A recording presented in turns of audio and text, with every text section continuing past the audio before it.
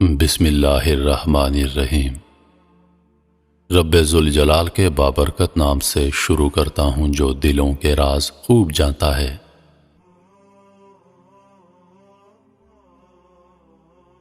ایک جملہ ہم بچپن سے پڑھتے آئے ہیں کہ ضرورت ایجاد کی ماں ہے۔ روحانیت میں ہم ضرورت کو ایجاد کی ماں نہیں کہتے بلکہ محبت اور لگن کو ایجاد کی ماں کہتے ہیں۔ ایجاد کا بنیادی طور پر مطلب ہے کسی نئی چیز کا پیش کیا جانا، لیکن اس کے اصطلاحی معنی ہیں کسی نئی چیز کو متعارف کروانا۔ معنی تو تقریباً دونوں لحاظ سے یکساں ہیں، فرق وہاں آتا ہے جب ہم کسی شے کی ضرورت سمجھتے ہیں تو اس کو ایجاد کر لیا جاتا ہے، جبکہ روحانیت میں ضرورت نہیں بلکہ محبت اور لگن کسی نئی چیز کے تعارف کا سبب بنتی ہے۔ انسان کی تخلیق رب نے کسی ضرورت کے تحت نہیں کی بلکہ اپنی محبت کی وجہ سے کی۔ عبادت کے لیے تو فرشتے بہت تھے، انسانوں کی اکثریت تو عبادت سے گریزاں ہیں، یہاں تک کہ انسانوں میں ایک گروہ ایسا بھی ہے جو رب کو مانتا ہی نہیں، اس کے وجود سے ہی منکر ہے۔ ایک گروہ وہ ہے جو رب کے ساتھ دوسروں کو شریک ٹھہراتا ہے، اور ایک گروہ وہ ہے جو عبادات کرتا ہے۔ اگر بات ضرورت کی ہوتی تو فرشتے جو اتنی بڑی تعداد میں ہیں کہ عالم بالا میں جو بیت المعمور سے وہاں ایک فرشتے کی دوسری بار طواف کرنے کی باری نہیں آتی، سبھی فرشتے بڑی پابندی سے رب کی عبادت اور تسبیح کرتے ہیں، اس کے احکامات کی بہت خوش دلی سے پیروی کرتے ہیں، لہٰذا رب کو عبادت کی ضرورت نہ تھی۔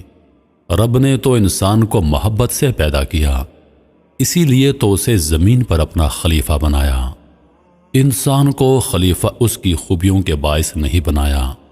اگر خوبیاں ہی معیار ہوتیں تو فرشتے جتنے فرما بردار ہیں انسان اتنا فرما بردار نہیں، کیونکہ انسان میں اپنا مائنڈ اپلائی کرنے کی خاصیت ہے، جبکہ فرشتے اپنا ذہن اپلائی نہیں کرتے، صرف اندھی تعمیر کرتے ہیں۔ اللہ نے انسان کو زمین پر خلیفہ محبت اور لگن کی وجہ سے بنایا ہے، اور اسے اپنی جگہ اپنے انداز اور مقام پر صفات میں یکتا پیدا کیا، جس کو عربی میں ہم واحد الصفات کہتے ہیں۔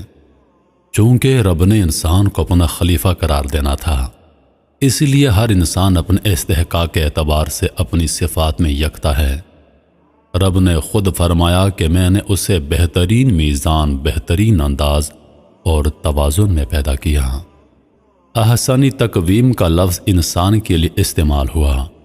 اگر انسان ان صفات پر قائم رہتا ہے جن پر رب نے اسے پیدا کیا ہے اور رب کی فرما برداری کرتا ہے تو وہ تقوی کی طرف چلا جاتا ہے۔ تقوی انسان کو روحانیت کی طرف اور روحانیت انسان کو رب کے قریب لے جاتی ہے، اور پھر انسان رب کی دوستی کے دائرے میں شامل ہونے لگتا ہے۔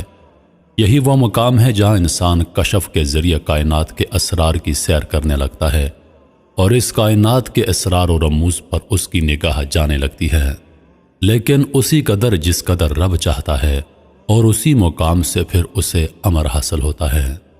امر بمانی دائم کے نہیں بلکہ روحانی اصطلاح میں صاحب امر وہ ہے کہ اس کی زبان سے کوئی بات نکلتی ہے تو رب اس کو پورا فرما دیتا ہے۔ یہاں امر سے مراد حکم ہے، اس مقام سے انسان صاحب امر ہوتا ہے۔ مختصر الفاظ میں یہ کہیے کہ انسان کے لیے روحانیت اختیار کرنا یا اس کو حاصل کرنا اس وقت تک ممکن نہیں ہوگا جب تک کہ وہ رب کی فرما برداری اختیار نہ کر لے، اور فرما برداری اختیار کرنے کے بعد جب تک وہ متقی نہ ہو جائے اور روحانیت حاصل نہ ہوگی۔ اگر ہم روحانیت کی راہ پر چلنا چاہتے ہیں تو ہمیں اللہ کے قائم کردہ احکام اور امر نواہی پر عمل کرنا ہوگا، اور ہمیں تقوی اختیار کرنا ہوگا۔ اللہ نے انسان کی پیدائش کا ایک مخصوص عمل رکھا ہے۔ قرآن مجید میں ارشاد ہے جس کا مفہوم ہے کہ انسان زمین پر اکڑ کر چلتے ہوئے بھول جاتا ہے کہ اس کی اصلیت کیا ہے۔ ایسا نہیں کہ رب اسے کوئی تانا دے رہا ہے، رب ایسا نہیں کرتا۔ اس نے تو ہمیں یاد دلایا ہے کہ جس کو تم بھول رہے ہو اور جس کی زمین پر تم اکڑ کر چلتے اور سرکشی سے کام لیتے ہو، وہ رب کتنا بڑا ہے۔ خالق تو ہے تمہارا لیکن ہے کتنا عظیم۔ کہیں تو رب انسان کو گویا یاد دلاتا ہے کہ میں نے تمہیں ایک قطرے سے پیدا کیا، کہیں وہ یاد دلاتا ہے کہ میں نے تمہیں کھنکھناتی مٹی سے پیدا کیا۔ لفظ سلسال استعمال ہوا ہے۔ کہیں اس نے ہمیں خاکی کہا، یوں اس نے ہمیں ہماری اصلیت یاد دلائی۔ انسان کی پیدائش کے عمل کو اگر ہم دیکھ لیں تو ہماری اصل کا انسانی شکل میں تبدیل ہونے کا جو عمل ہے، جس کی طرف رب کا ارشاد ہے کہ انسان اپنی اصل کو بھول جاتا ہے، سمجھ میں آنے لگتی ہے۔ انسان محض ایک نجس اور ناپاک قطرہ ہوتا ہے جو 40 دن بعد لہو کی شکل اختیار کرتا ہے، اور اس سے اگلے 40 دن میں وہ ایک لوتھڑے کی شکل اختیار کر لیتا ہے۔ اب اس میں رب تعالیٰ کی کوئی مشین، کسی پیٹرول، کسی کیمیکل یا بجلی کا کوئی استعمال نہیں کر رہا، کہیں بھی کوئی کمپیوٹرائزڈ کنٹرول پینلز نہیں لگے ہوئے، کوئی انسان، کوئی سائنسدان اس تمام ٹرانسفارمیشن کی نگرانی نہیں کر رہا، کہیں کوئی دخل نہیں دے رہا، لیکن یہ تمام عمل خود بخود دن رات 24 گھنٹے جاری رہتا ہے۔